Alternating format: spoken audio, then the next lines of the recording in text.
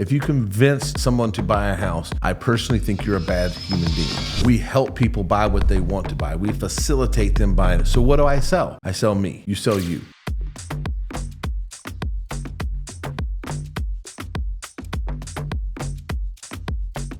Here's what no one tells you about getting into real estate. Passing the test is the easy part. Becoming a successful agent, that's the hard part. Many agents enter the business thinking that it's, fast, it's lucrative, that I can make my own schedule, I can go and come as I please, that I have all this free time, and it can be. Our team, Damon, Gettier & Associates Realtors, has helped dozens of agents get into real estate, build real estate businesses, and be successful in real estate. Here's what works and what doesn't. Tip number 1 is treat real estate like a business. Why do you ask? Because it is. You're not just the agent, you're the CEO of your own company. What I tell everybody is, look, your boss is the meanest, nastiest, cruelest boss you've ever seen. Look in the mirror, that's who it is. You need a budget. What are you going to spend? What is your budget to become successful? Every business has a budget. What is yours? A daily schedule. What is your daily schedule? A marketing plan. How are you going to get business? And a growth mindset. Do you want one sale a year, one sale a month, one sale a week? What do you want to do to grow? You can't just wait for leads. You can't just wait for people to call you. I think a lot of people think what they see on reality TV, which is not real, is true. They think that all of a sudden these people call you, they just pick up the phone and say, hey, Mary, I want to buy a house. Doesn't happen. And they think that you go show 3 houses, then you meet in a coffee shop, you write an offer, and then you wait 3 days, you meet back in the coffee shop, and they say, guess what? Great news, you got the house. That's all fake. It's all TV. It's not how it works. In real life, you have to generate business, which segues us into tip number 2. Lead generation is your lifeline. I don't say lead generation. I say we're in the prospecting business. We prospect all the time. We're looking for business. In real estate, I want to separate something. This is what you need to understand. When you sell real estate, houses sell themselves. If you sell somebody a house, if you convince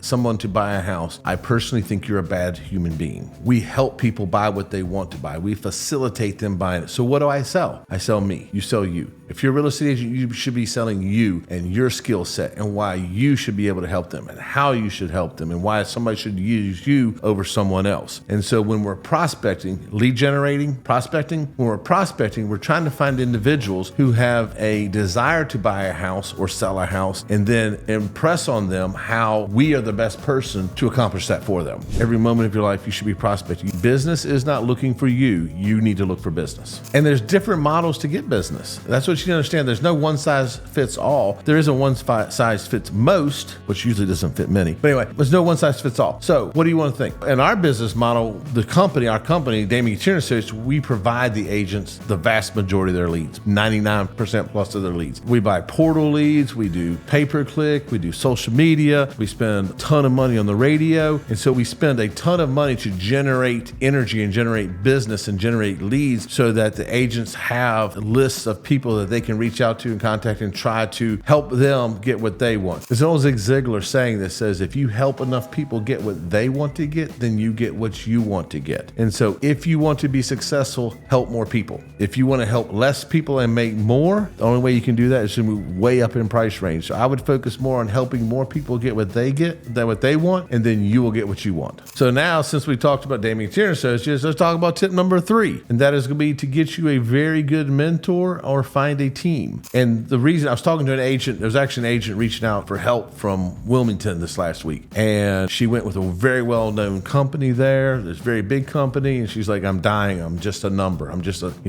somebody in their system that I don't feel like anybody cares about. And what you got to understand is that the traditional brokerage, if you think about the name broke, they don't provide anything except a place to hang the license and some staff. They're not there to help you generate business. And if you think about a broker that has 100 agents, 200 agents, 300 agents, how are they going to spend any significant time with you to help you grow your business? Now, if you transcend that or compare that to a team like ours, Damon, Gettier & Associates, where they have myself, I'm the team leader, they have a sales manager, we have trainings every week, we have lead systems, we have CRMs. So everything we do is systematized to help our agents make more money. So back in the very beginning, when you had that dream of having free time, I will tell you that if you're an independent agent, one thing you need you think about if you're on vacation, if you're in the Bahamas, okay, and Sally is looking for a house and it's $300,000 house, you have her under a buyer broker agreement, and a house comes on the market, how are you showing her that house? Because you have an obligation to show her that house. Now you can have somebody else do it, but who are you going to have do it? Like, somebody has to show her that house because you signed up to be her agent. You're not there. You're not present. House came on the market. She needs to be shown that house. So what's your plan? When you have a team, you have leverage. And so I can promise you, none of the agents on my team work more than 40 hours a week. None of them. They have life balance. They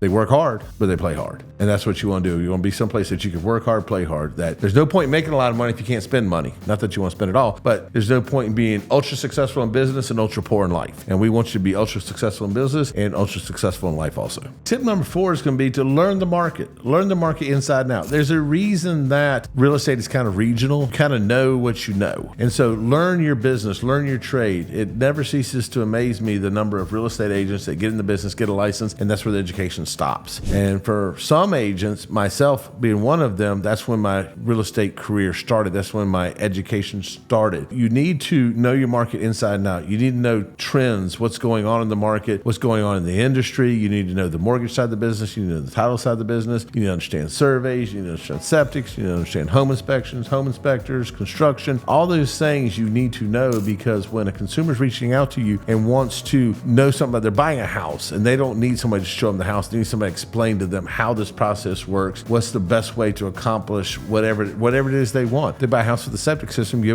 better be able to explain how a septic system works, at least to some degree, at least have a working knowledge of that, so that when you're talking to the consumer, they understand what's going on. If you get a real estate license and your education stops, probably not the industry you need to be in. Last but not least, tip number 5, maybe the most important one. Master communication. So on my little thing right here, it says to master basic communication, but I'm going to tell you master communication. And a lot of real estate agents, I've heard people say before, I used to Eskimo. My question would be, can you listen to that Eskimo? Can you listen to them? And can you ask deeper questions? So many people have the gift of gab, and so few people have the gift of listening. And I frustrate my wife sometimes because someone called me on the phone with a problem or whatnot, and I won't say a word for 5, 7, 10 minutes because I'm listening to them. And a couple of things you need to understand. One, you cannot hear if you're talking. You cannot listen if you're waiting to talk. And what I mean by that is you have a really important point you want to make. Like, I'm going to make this point. I'm going to make this point. And while you're thinking that in your head, they're talking, explaining something, asking questions or whatnot, but you don't care because you're not going to lose this point that you have in your head. And so as soon as they're done talking, you get like word vomit coming out and you didn't listen to them. In life, but especially real estate agents, you need to listen. Listen to the consumer. Listen to what they're telling you. And then to clarify, ask further questions. Go deeper in on the subject. When someone says, I want a 4-bedroom house. Great. Most agents say, 4-bedroom house. Why do you want a 4-bedroom house? Why am I asking? Because I really need to know why they need a 4-bedroom house. Because let's just say that it's a married couple with 2 children. So why do they need 4? Oh, because he works from home and wants an office. You didn't say you wanted an office. You said a 4-bedroom house. What if we got you one of the traditional houses that had a formal dining room and nobody uses a formal dining room? You want to use a formal dining room for an office. What if we got you one of the houses built in the early 2000s in this area that has 3 bedrooms upstairs, and in between the bedrooms, kind of over the stairs, it's got this little balcony area and whatnot where you can put a desk or you can put a couch. We see them always oddly decorated because nobody knows what to do with them. What if you put an office there? What if it had a formal living room? Who does anything with a formal living room anymore? You need to ask deeper questions. Ask questions so you can find out their why. Once you find out their why, then you can help them fix that. You can help them with the solution to that. But so many agents just take it on the surface. All right, they said 3-bedroom, 2-bath. We've been looking for a 3-bedroom, 2-bath. I see a lot of times just an example of older couples saying, I need 1 level living,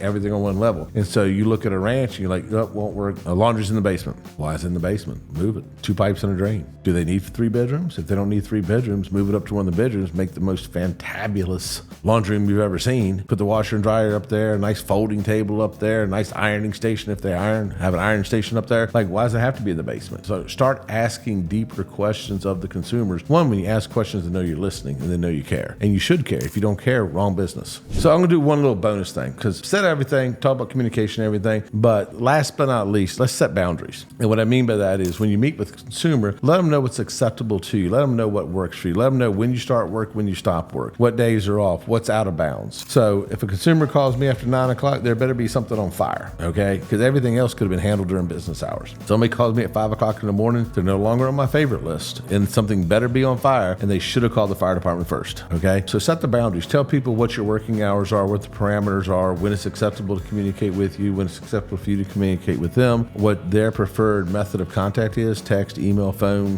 whatever, Instagram, how they want to be communicated with. Set all those parameters up so that you have a good working relationship with them. The other thing you want to do is you want to have clear days off. And when I say clear days off, so on our team, agents are allowed to take off 2 days a week. They have to take off 2 days a week. And I do that somewhat selfishly because I don't want to train agents, get them successful, get them to the point where they're making money, and then have them quit because they burn out. And so they have to take 2 days off. Now we have leverage. So we have showing partners and we have showing assistants and whatnot, so that, you know, if a client wants to see a house on a Saturday, it's a Saturday they're off, they can still do that. And you don't have to be here to do that. You just have to figure out a way to do it. You can use some other agents in your office or whatnot. It's easier if you're on a team and the team is set up that way. But you want to make sure you take time off. And back to the money thing. If you make all the money in the world and you're never there for your family's going to find somebody to be there for them. So let's make sure that we set those boundaries so that you do have time to spend with friends, family, and everybody else. If you're thinking about getting into a career in real estate, reach out to us. We'd love to talk to you. We love new agents. We have a really good training system, so reach out. These are just 5 of hundreds of tips we could give you on to how to be a successful real estate agent. So if you would like more tips, more suggestions, just leave a comment below. We'll be happy to talk. Like, comment, and subscribe. Visit SuccessCast on Facebook. We look forward to seeing you there. Thank you. Bye.